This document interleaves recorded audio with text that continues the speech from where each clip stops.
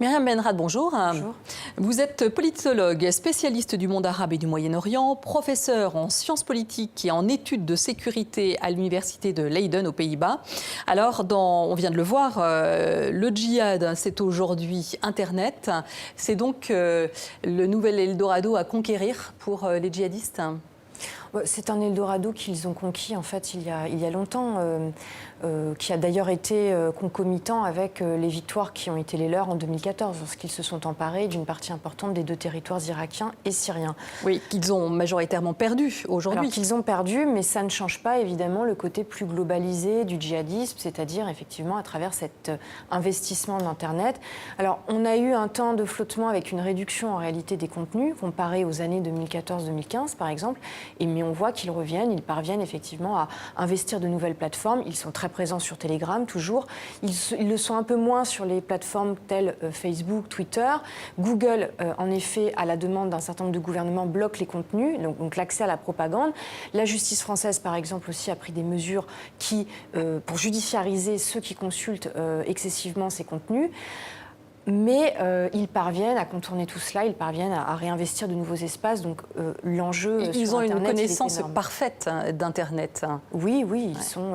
C'est vrai qu'on a tendance à les voir sous le prisme, un prisme un peu déformé, mais ce sont des geeks à part entière, dont certains connaissent parfaitement Internet, les méthodes d'Internet, les réseaux sociaux, sont des pros de la cyberpropagande. On l'a très bien vu avec la sophistication de leur contenu audiovisuel, et ce sont des contenus qu'ils continuent de publier quotidiennement, qu'il s'agisse de communiqués ou de vidéos, malgré les défaites et notamment malgré les attaques de leurs infrastructures où ils produisaient ces fameuses vidéos. Par exemple, je pense à l'Irak et à la Syrie. Il y a un certain nombre aussi des chefs de la propagande qui ont été tués. Mais malgré ça, grâce notamment aux sympathisants, aux partisans qu'ils ont à travers le monde, eh bien, cette propagande continue de circuler. Voilà, d'où leur dangerosité. Vous venez de faire paraître Djihad des origines religieuses à l'idéologie aux éditions Le Cavalier Bleu. Alors, selon vous, le mot djihad a été dévoyé. Donc, que veut dire djihad aujourd'hui par rapport à son sens originel ? Alors, dans les textes sacrés, le djihad, c'est l'effort sur soi, l'idée de servir une bonne cause. Mais il n'y a pas du tout de détermination à l'origine guerrière. Il n'y a pas le sens belliqueux, c'est construit dans l'histoire, notamment dès le Moyen-Âge, avec un certain nombre de théologiens qui en fait fournissent une inspiration directement à nos djihadistes aujourd'hui, qui vont donc militariser le sens, l'acception du mot djihad. Ça va être aussi le fait de l'historiographie européenne.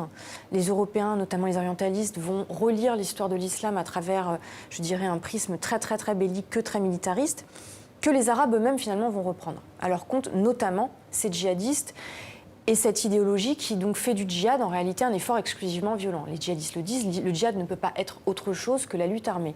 Or, donc à l'origine, c'était quoi précisément le djihad ? Mais il n'y a pas de détermination à l'origine. À l'origine, il n'y a pas de détermination. Est-ce que c'est un djihad majeur, spirituel ? Est-ce que c'est un djihad donc, qui concerne effectivement les campagnes militaires elles-mêmes ? Tout cela n'est pas clair. Et j'aimerais tout de même dire une chose de ce point de vue. Le djihad est très peu, dans les débuts de l'islam, une référence en termes justement de guerre.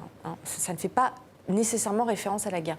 Donc il y a une construction et c'est intéressant de ce point de vue pour comprendre pourquoi il y a justement dévoiement, pourquoi on parle aujourd'hui de djihadisme et non pas de djihad. Le djihadisme correspond beaucoup plus, même si c'est un néologisme, à cette idéologie qui construit un sens violent, militaire, du terme djihad et qui est en fait une idéologie très moderne. Ça, c'était très important pour moi de le mettre en avant dans l'ouvrage parce qu'on a tendance à les présenter comme venus du Moyen-Âge, comme répliquant finalement les pratiques des premiers musulmans, mais c'est pas du tout cela.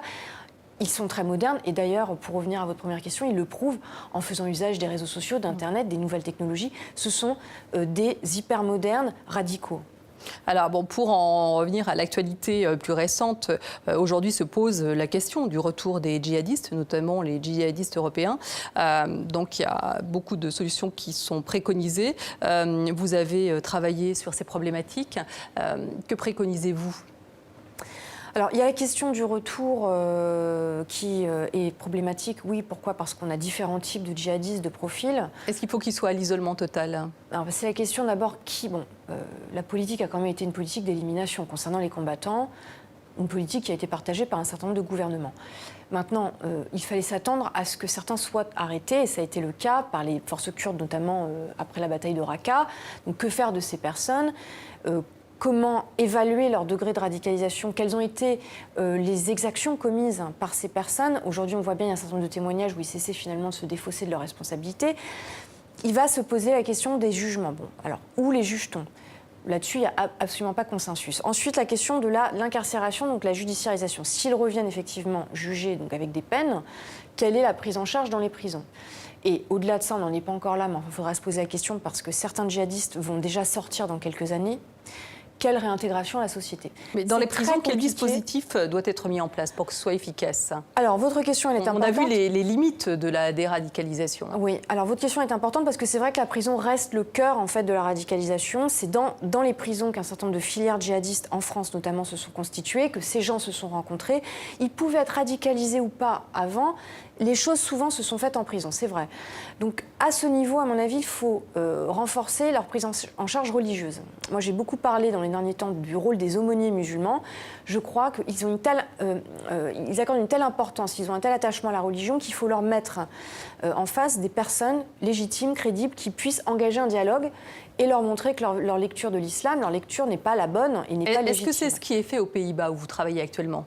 Alors, les aumôniers, c'est fait en France, en réalité. On en entend très peu parler dans le débat public, mais il y a déjà des choses qui sont faites depuis plus de 10 ans avec des résultats, et je crois que c'est là qu'il faut renforcer les choses.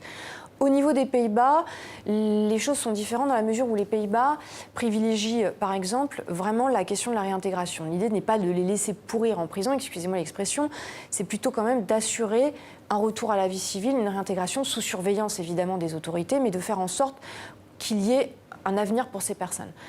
Bon, alors ça fonctionne avec des résultats qui sont plus ou moins probants. Tout dépend encore une fois des profils. C'est vrai qu'il y a, il faut le reconnaître, des profils irrécupérables. Il y a des personnes qui ne sont pas déradicalisables, entre guillemets. Merci beaucoup Myriam Benrad pour cet éclairage sur le djihad. Je rappelle le titre de votre ouvrage, Djihad des origines religieuses à l'idéologie, paru aux éditions Le Cavalier Bleu. Merci. Merci.